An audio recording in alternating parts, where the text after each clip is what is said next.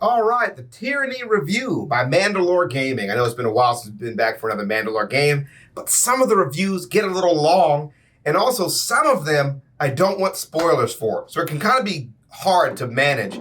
But we're always looking forward to these content creators doing great reviews of more obscure games that you may never play. So here we go, Tyranny review. If you've never heard about the game Tyranny, I literally won't get in too much about it. It's definitely an older video that the Mandalore came out with. There's a newer one that he just did, but this is a video I've been waiting to do. And when you think of the style of this game, think kind of like the Hercules movie, the Disney one, like the animated one, right? But then like more adult, right? Like above PG-13, maybe just above it.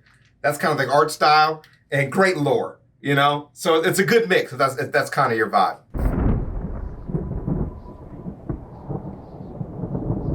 For over 400 years, the armies of Kairos the Overlord have swept across the known world. All who stood against them fell before their might. Even the Archons, women and men of immense power, were forced to kneel, chained to the Overlord's will. Now Kairos' final conquest has come to our corner of the world. And you are with the invaders. Boom. Boom. Look at this.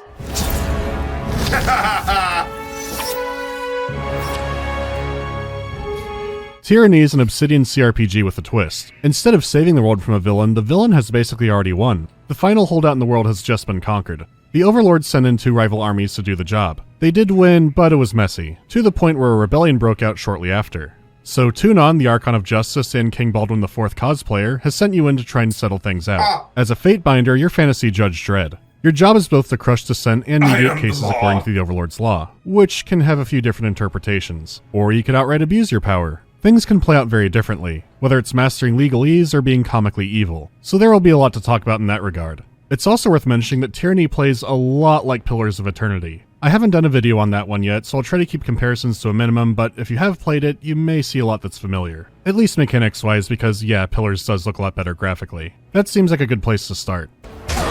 Unlike a lot of fantasy CRPGs which are set in a quasi-medieval kind of thing, Tyranny's world is set in an early Iron Age, so all the armor and weapons draw more from that ancient period, for the most part. Only the Overlord's empire has really figured out how to manufacture with iron. The rebelling forces are stuck with bronze. Iron isn't much harder than bronze, but if you know what you're doing, it's a hell of a lot easier to make, because you only need to find iron instead of copper and tin. The bad guys aren't just wearing big black armor because it's cool, it's economics. There are lots of details like that, and it's nice to have a game like this set in this period.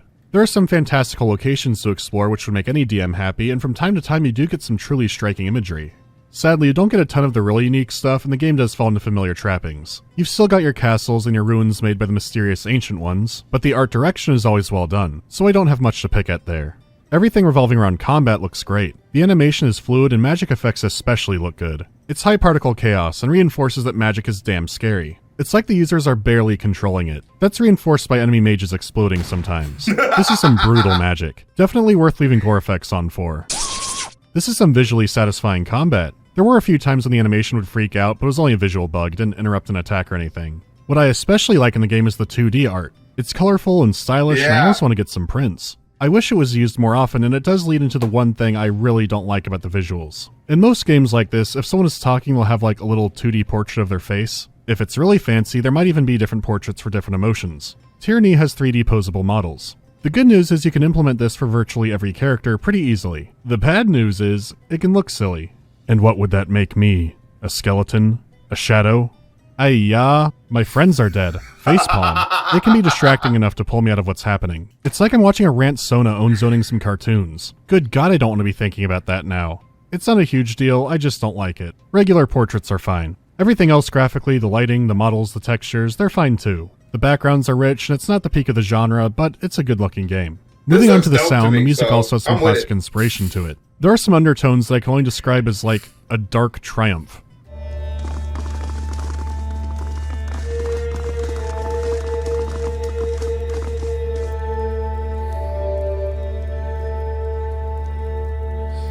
Now, I can't tell, is he taking turns in this? Like, is this like a time passage turn taking or what?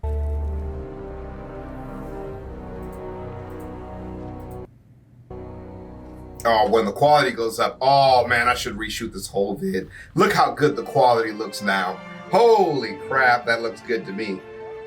This also extends into the combat music. It's a soundtrack to commit war crimes too, with some sounding straight out of a slasher film. Yeah, I'm with that.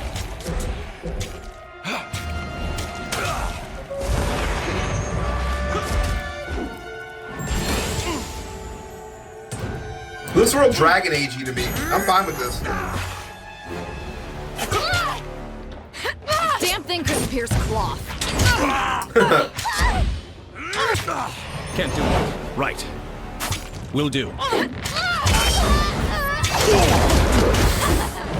not built for this sort of violence.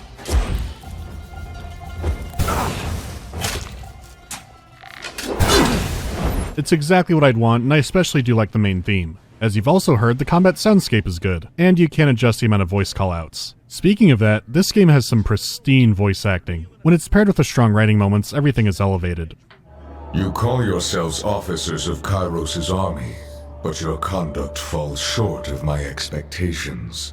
The court finds your accounts of Vendrian's well lacking, rife with misdirection and fallacy, fouled with baseless accusation. We could have been magnificent together. But instead, we will have your bones fashioned into a scepter, your skin not Rife wounds. The court. Everything is elevated.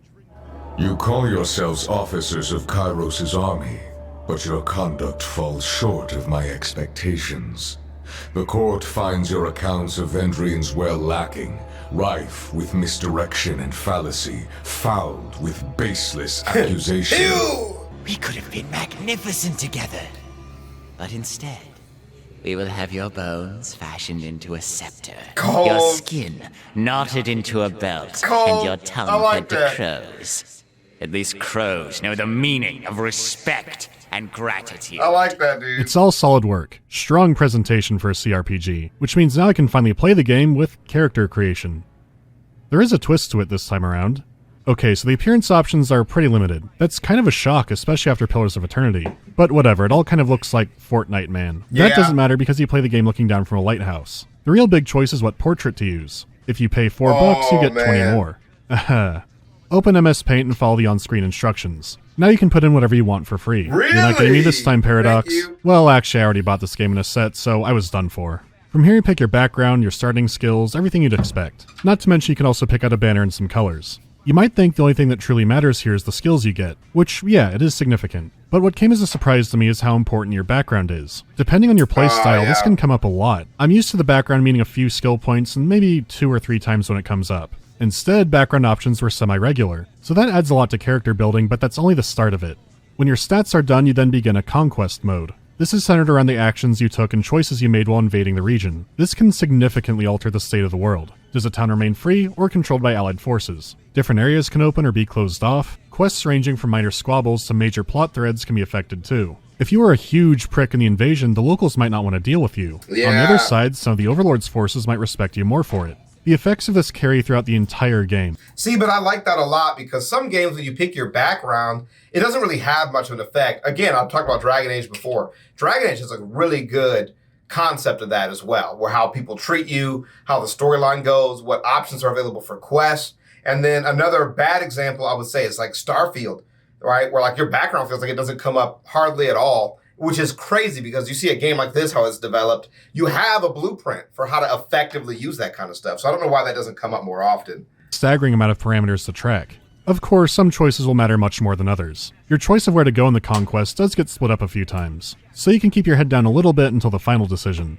Eventually, you'll cast an edict on a region. This is Kairos' MWD packed in a convenient scroll. What does that This mean? means you'll be responsible for decimating an entire area. So I can say that compared to a lot Okay. of CRPGs purely on story reason, this game is highly replayable.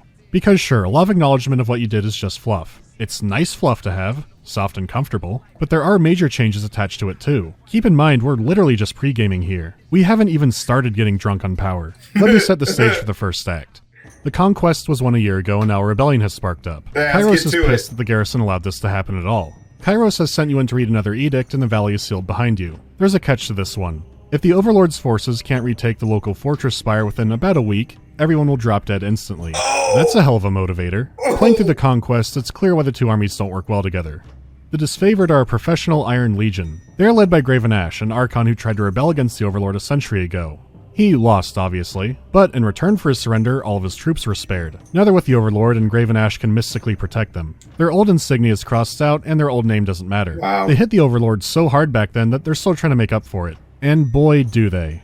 The name of their game is brutality. They viciously slaughter their enemies. They only recruit from their homelands, so don't care about making nice with the locals. It's not random slaughter, they just have zero tolerance for rule breaking. They're all about honor and not committing atrocities besides death. We can put them under lawful evil on the alignment chart. They don't revel in brutality, they just use it as a means to end the problem as fast as possible. They're not a bad pick for dealing with rebels. Then you have the other army.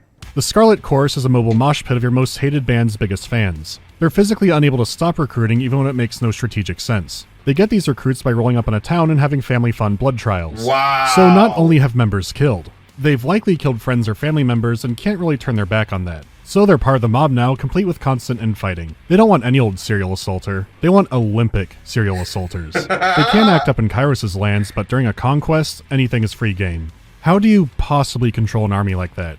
By having their Archon be the voices of Narat, a telepathic, mind-devouring entity who we will never truly understand. He can see through or talk to or possibly possess members of his army. Sick. He's somehow keeping it coherent. And, like many chorus instructors, is known to be a little too touchy with the kids. Ew. The Scarlet Chorus is a chaotic evil madhouse. These armies need to work together.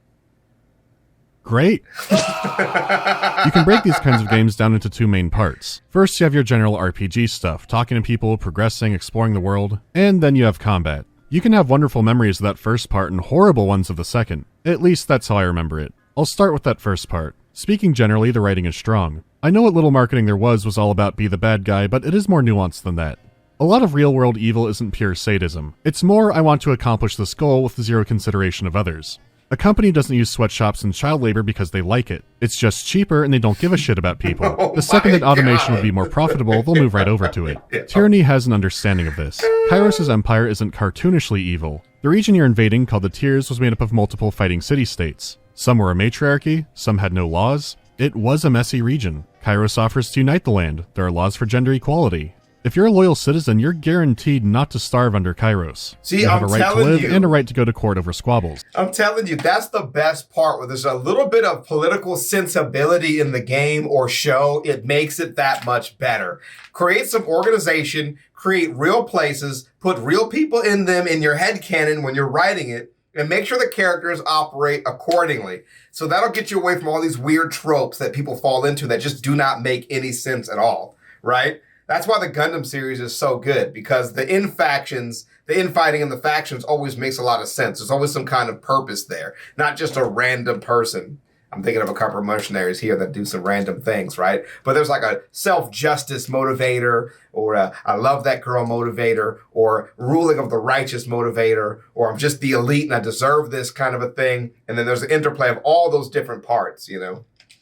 Naturally, the wording of some of these laws don't bode well. Citizens only get these protections because they're useful to the state. That's why the Scarlet Chorus is allowed to go apeshit in war zones. If you're not part of the club, you have no rights. Damn. Playing the game, you'll see the idea of Kairos' peace brought up constantly, which again is a right to live while giving up truly living. So as a judge, you get a lot of interesting interactions around these laws. Your city-states fought constantly before, why go against our peace? Well, yeah, we had skirmishes, but the Overlord's forces are slaughtering us like we've never seen before. So fuck you, weird foreigners. Do you go with the spirit or the letter of the law? What do you do when things become unclear? Laws on forbidden knowledge are tricky to enforce or even know if you're breaking. Besides, just because something's a law doesn't mean it's moral, and that True. comes up too.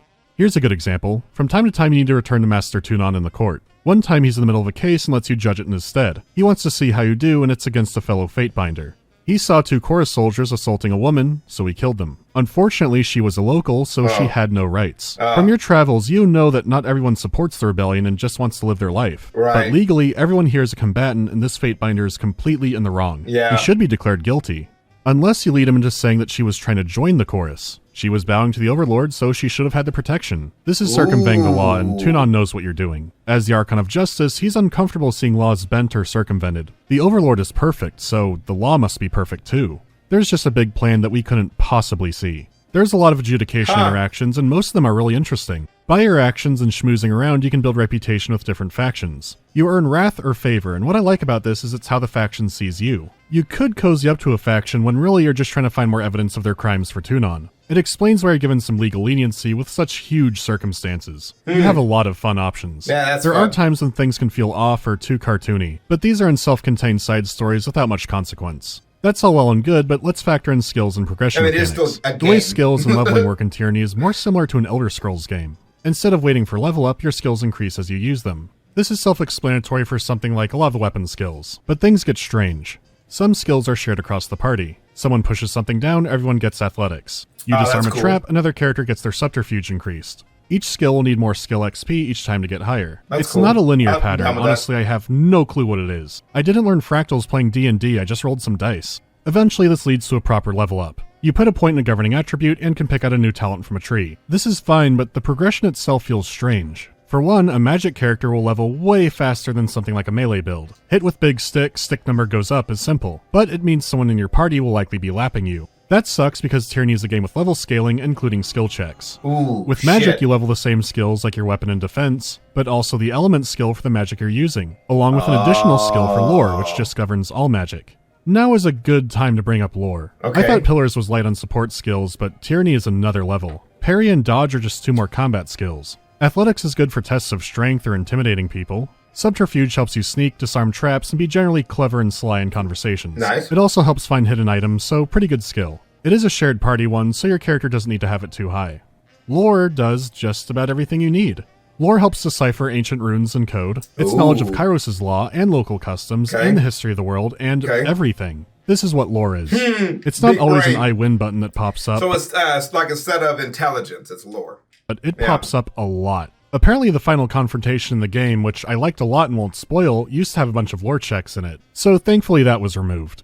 Unfortunately, it still got around a lot, which is the nature of having a skill that's so broad. At one point, a decision was revealed where I went, oh shit, because it was going to be a rough choice. A lore check made it an inconsequential, oh, never mind. It really undercut itself. Well, what about combat? Lore has you covered.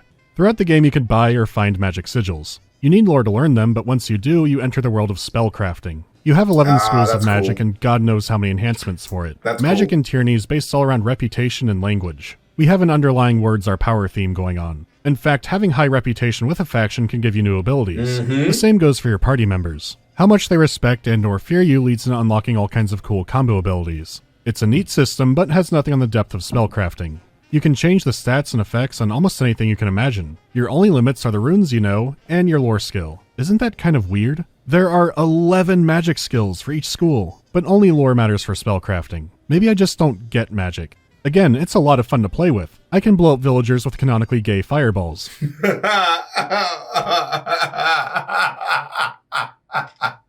It's insanely powerful, but based off only a single skill. When traveling around, you'll occasionally get a random encounter, which is kind of like Oregon Trail, complete with dysentery sometimes. These frequently have a lot more skill choices than the rest of the game, but these aren't much of consequence and are still pretty limited. I think this game needed one of two things. Either take notes from Age of Decadence and have way more skills related to talking, or go all in on the reputation idea. A brand new system where your powers come from your actions, much like the Archons in the lore. It's not a terrible system, just easy to break and feels way too simple for the material.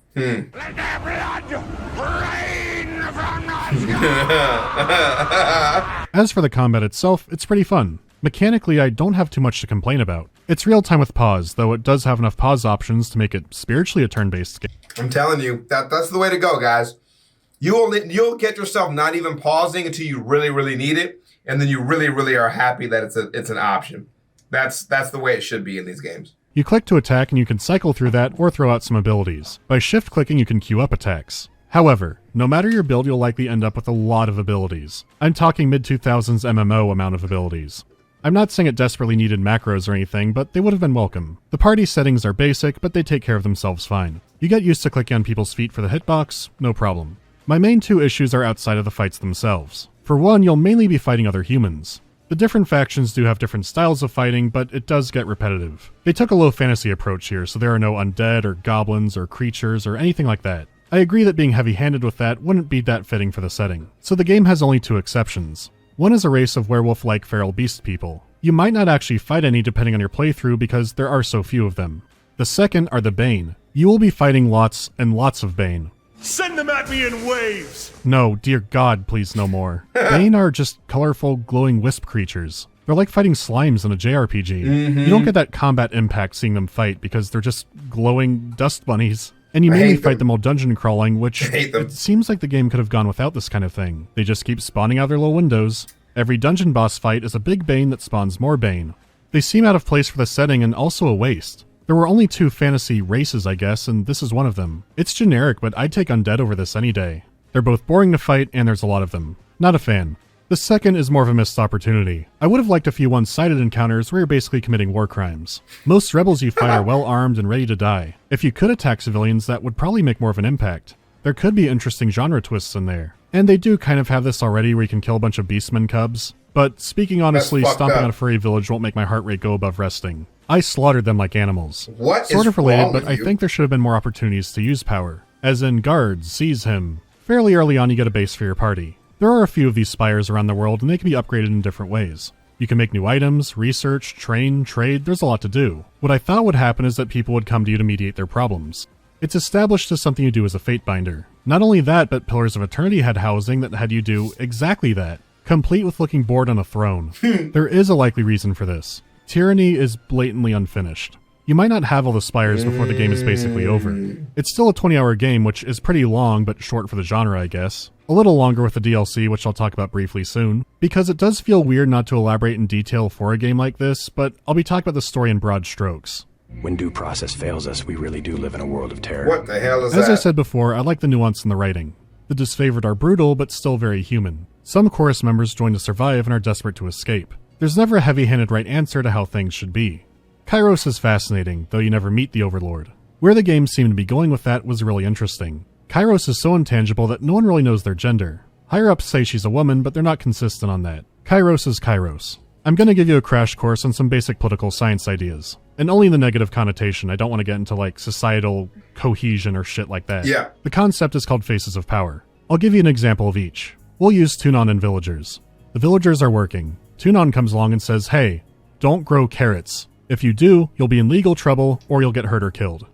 This is the power of the outcome. Do this or else is blatantly flexing. Everyone knows what's happening, so let's try to be more subtle. Villagers are working again. Along comes Tunon. This time he says, you can grow melons or potatoes. They now have a choice presented they can decide on. Some villagers might really hate melons, so they go all in on potatoes. This is the power of agenda. Tunon isn't even going to bring up carrots and instead give people 2 options. Anyone who wants carrots is now a fringe weirdo. Most people are thinking about the choices presented. Let's move on to the third face of power.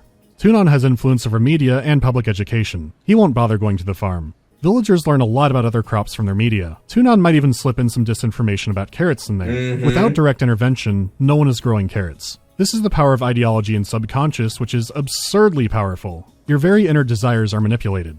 Those are the big accepted 3, but there is some debate on a 4th one. It's almost too big to tackle.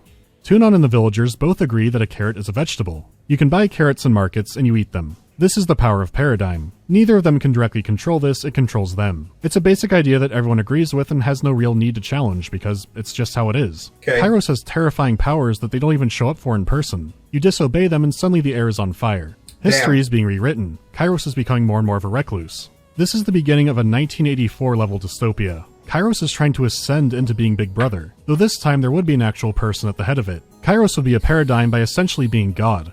Nothing can be named after the Overlord. The Overlord made entire species disappear. Good luck fighting that. The implications of what's happening are being touched on, and it looks like the game is really going to dive deep into it. Then it turns into a Chosen One plotline in all but name. You get railroaded into challenging the Overlord. It makes sense for the Rebel or Anarchist playthroughs that you can do, but if you want to play a Loyalist, it's out of nowhere. A later patch made it so at the very last second you could scream I love the Overlord into a megaphone, even when all the dialogue up to that point goes completely against it.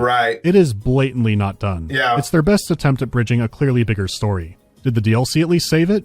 Well, not really. Tales from the Tears adds a bunch of these new travel encounters, new items, a character respec option, and New Game Plus. It's the kind of thing a more generous publisher might have put out for free and is hugely overpriced at $7. But it does help the game. Bastard's Wound adds a large new area. There are some fun quests and interesting decisions to make, but the main quest has some convoluted bullshit in it. When I found out what I could do on replay, I was irritated.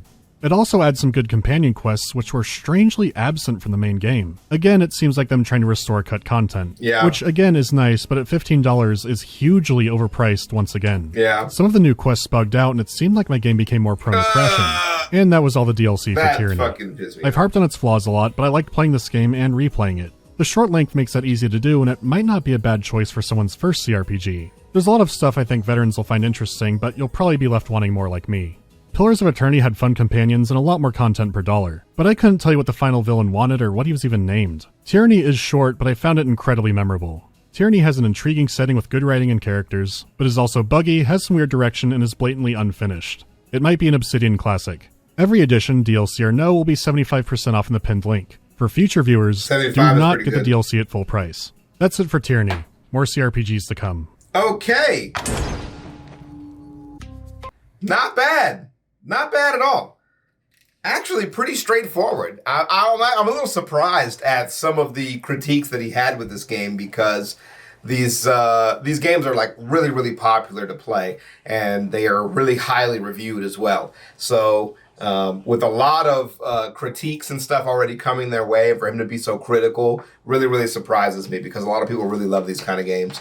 To me, 20 hours seems kind of short. I'd be surprised that I would spend less than 20 hours in a point-and-click game with a ton of reading and a ton of different decisions where clearly they're trying to encourage you to make multiple playthroughs.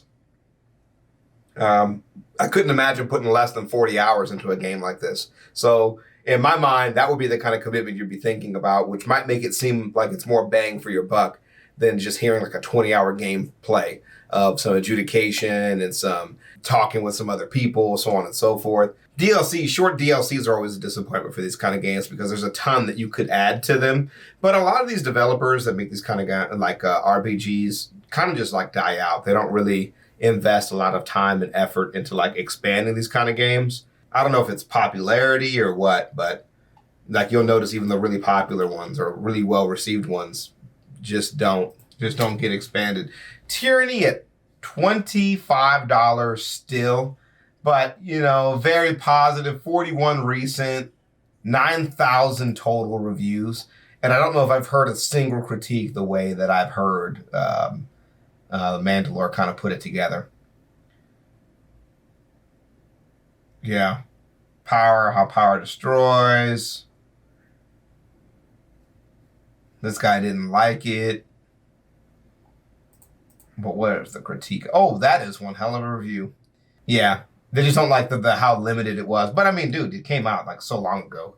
Clearly a project as well that when it came out, they probably had some other irons in the forge, as they say. But we'll see you guys in the next one, man. This was a great video. If you have any suggestions from this creator that you want to see, let me know. I'll see you guys in the next one. Peace.